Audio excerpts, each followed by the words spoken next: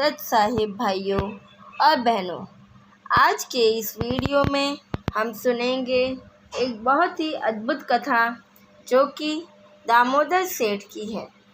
कबीर साहिब जी अपना तत्व ज्ञान हम लोगों को समझाने के लिए बार बार पृथ्वी पर आते हैं। सत्संग के माध्यमों से वाणी बोलकर अपना भेद और तत्व ज्ञान बताते हैं। आज से 623 साल पहले काशी नगर में आए थे। काशी नगर में स्थान स्थान पर अपने शिष्यों के घर सत्संग किया करते थे। दामोदर नाम का एक बहुत बड़ा सेठ काशी शहर में रहता था। उनके कई समुद्र में चलने वाले जहाज थे। काशी और आसपास के क्षेत्रों के व्यापारी उनके जहाज से सामान दूसरे देशों में ले जाते और लाते थे। दामोदर सेठ बाहर जहाज में लंबी यात्रा पर गए हुए थे। एक दिन कबीर साहिब जी ने दामोदर सेठ के मोहल्ले में सत्संग रख दिया। जिस भक्त आत्मा के घर सत्संग था, उसने अपने मोहल्ले के सभी लोगों को सत्संग में आने का निमंत्रण दिया। इस कड़ी में दामोदर सेठ के घर भी संदेश गया। घर पर सेठ दामोदर की पत्नी धर्मवती थी। धर्मवती एक धार्मिक स्वभाव की औरत थी। पाठ पूजा व अपने इष्ट का सुमिरन में व्यस्त रहती थी। वो अक्सर बीमार भी रहती थी। धर्मवती सत्संग में गई। कबीर साहिब जी के चरणों में अपना मस्तक झुकाया। कबीर साहिब जी ने धर्मवती को खुश रहो का आशीर्वाद दिया। कबीर साहिब जी अंतर्यामी थे तो सब जानते थे। धर्मवती के आशीर्वाद से शरीर में ठंड महसूस हुई और बीमारी भी ठीक हो गई। धर्मवती ने पता लगा लिया कि ये कोई साधारण संत नहीं है, कोई अवतारी पुरुष है। सत्संग सुना। सत्संग के माध्यम से पता लगा कि सृष्टि रचयिता कौन है। आजकल जो उपासना करती आई थी, उसका तनिक भी लाभ नहीं है। सत्संग समाप्त होने के बाद कबीर साहिब जी के पास बैठ गई और कहा कि हे महाराज, मैं नामदान तो लेना चाहती हूँ, परंतु मेरे पति कारोबार के सिलसिले में बाहर गए हैं। कबीर साहिब जी ने कहा कि हे बेटी धर्मवती, पाप और पुण्य सभी आत्माओं का अपना अपना होता है। सब अकेले आते हैं और अकेले जाते हैं। सब अपने अपने कर्म से अगली गति पाते हैं। धर्मवती ने नामदान ले लिया। कुछ दिनों पश्चात दामोदर सेठ घर आ गए। धर्मवती ने कहा कि आपसे पूछे बिना मैंने गुरु धारण कर लिया है, आप मुझे माफ़ करें। दामोदर सेठ ने कहा कि धर्मवती, जीवन में गुरु तो जरूर बनाना चाहिए, तुमने बहुत अच्छा किया। अगले दिन धर्मवती ने कहा कि आज गुरुजी का सत्संग है, आप भी चलना मेरे साथ सत्संग में, वापसी आने में लेट हो जाती है। दामोदर सेठ भी उसके साथ सत्संग में चले गए। दामोदर सेठ सबसे पीछे सत्संग में बैठे थे। परमपिता परमात्मा कबीर साहिब जी ने सृष्टि रचना का वृत्तांत सुनाना शुरू किया तो दामोदर सेठ के सत्संग सुनने की ललक हुई और आगे आकर बैठ गए। सारा सत्संग सुना। सत्संग सुनने के बाद दामोदर सेठ को आभास हुआ कि अब तक की साधना सब व्यर्थ है। दामोदर सेठ ने सत्संग खत्म होने के बाद नामदान दीक्षा ली व भक्ति करने के नियम और जाप करने की विधि प्राप्त की और घर चले आए। दामोदर सेठ जब जहाज के द्वारा यात्रा पर गए तो जहाज में लगी सभी देवी देवताओं की फ़ोटो आदि हटाकर कबीर साहिब जी की फ़ोटो लगाकर ज्योत लगाई। जहाज में यात्री जो हर बार अपने व्यापार के सिलसिले में बाहर जाते आते थे, उन्होंने कहा कि दामोदर सेठ, ये सभी देवी देवताओं की फ़ोटो हटाकर एक संत की क्यों लगा दी? ये कौन है? दामोदर सेठ ने कहा कि ये काशी शहर में एक जुलाहा कबीर साहिब जी के रूप में स्वयं परमात्मा अवतरित हुए हैं। उन्होंने मुझ पर बड़ी दया की, अपना नामदान मुझे बख्श दिया। दामोदर सेठ ने सभी यात्री जनों के आगे भूरी भूरी प्रशंसा कबीर साहिब जी की कही। सभी सेठ जो दामोदर को एक जुलाहे का भक्त बोलकर सभी यात्री सारे रास्ते दामोदर का मखौल उड़ा रहे थे।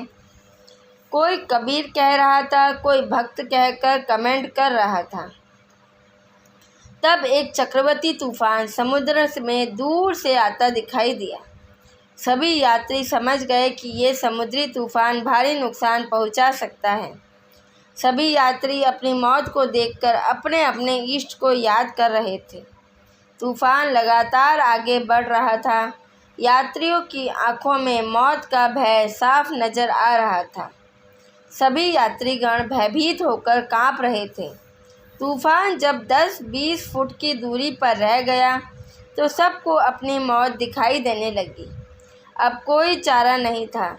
सबने मिलकर कहा कि दामोदर सेठ शांत बैठा है, इसे भी अपने गुरुजी से अरदास लगानी चाहिए।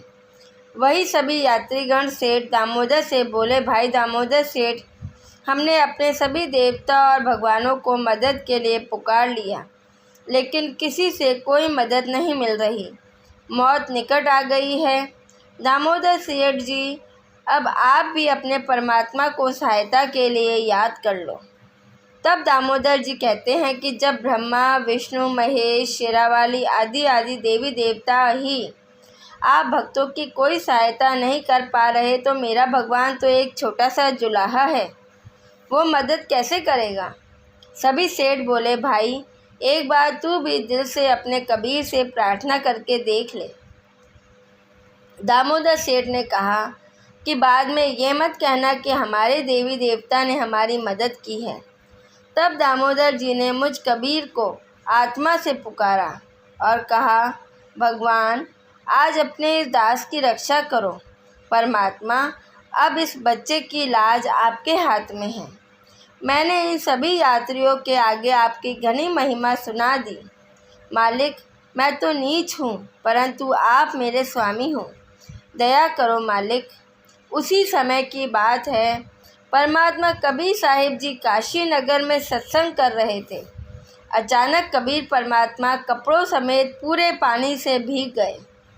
कुछ भक्त कहते हैं कि गुरुजी पसीने में अपने कपड़े भीग गए। आपकी तबीयत तो ठीक है ना? सत्संग सुन रहे कुछ भगत जब इस बारे में बार बार पूछते हैं, परमात्मा कबीर साहिब जी बताते हैं कि मेरा एक भक्त सेठ दामोदर कुछ सेठों के साथ बिजनेस करने विदेश गया था। आज वो समुद्री जहाज़ से समुद्र के रास्ते से वापस लौट रहा था, तो जब जहाज़ समुद्र के बीच में था तभी भयंकर तूफान आ गया। जहाज़ को डूबते देख सभी सेठों ने अपने अपने देवी देवताओं को रक्षा के लिए याद किया, लेकिन किसी भी देवी देवता ने उनकी नहीं सुनी। कबीर परमात्मा सत्संग में भक्तों को बताते हैं कि भाई, मैं अपने भक्त दामोदर की आत्मा की पुकार सुनकर वहां गया और दामोदर के जहाज़ को डूबने से बचाया और किनारे लगाया, इसीलिए मैं पानी में भीग गया। सत्संग सुनने वाले कुछ लोगों को कबीर परमात्मा की बातों पर विश्वास नहीं हुआ। अगले दिन सभी यात्री सुरक्षित जहाज़ से पार करके काशी में आ गए। उनको पता था हमारा जहाज़ तो समुद्र के बीचों बीच था, किनारे पर आने में भी अभी 1 सप्ताह लगता। समुद्र में तूफान शांत हुआ तब उनको जहाज़ समुद्र के किनारे मिला था। वह परम शक्ति ही जहाज़ को बचाकर समुद्र के किनारे लगाया था। सभी कबीर साहिब जी के दर्शनार्थ आ रहे थे। सबके हाथ में ढोलक, थाली, पीपा थे और बजाते आ रहे थे। जोर जोर जयकारे की कबीर साहिब जी ने हमारा जहाज़ बचाया। कबीर साहिब जी भगवान हैं। कबीर साहिब जी की जय जयकार। जब आवाज़ सत्संग स्थल पर आने लगी तब कबीर साहिब जी ने कुछ शिष्यों को भेजा कि देख कर आओ कैसा शोर है। कुछ भक्तगण गए और वापस आकर बताया कि दामोदर सेठ अपने यात्रीगण मित्रों के साथ आपके दर्शनार्थ आ रहे हैं, जयकारे लगा रहे हैं, कह रहे हैं कि कबीर साहिब जी ने समुद्री तूफान में हमारा डूबता जहाज़ बचाया। अब कल जो भक्त सत्संग में सोच रहे थे कि गुरुजी वैसे ही कह दिया, पानी में भीग गया, उन्होंने क्षमा मांगी और दोबारा नाम उपदेश लिया। फिर उसी समय दामोदर सेठ अपने यात्री मित्रों के साथ आते हैं और अपना पूरा प्रकरण सुनाते हैं तो सत्संग स्थल में आवाज़ आती है, धन धन सतगुरु भक्त की पीड़ मिटाने वाले। धन धन सतगुरु सत कबीर भगत की पीड़ मिटाने वाले। कबीर जी की शरण में आकर वचन के शिष्य बनकर श्री नानक देव जी जैसे भक्त 9 लाख पार हो गए तथा श्री गोरखनाथ जैसे सिद्ध पुरुष 10 लाख पार हो गए। श्री दत्तात्रेय जैसे ऋषि 1 लाख उनकी शरण में सदा उनकी महिमा की चर्चा करते रहते हैं। संत रविदास जैसी करोड़ों भक्त आत्मा पार हो गई। कबीर जी के ज्ञान व साधना को ग्रहण करें और मोक्ष कराएं। सत साहिब।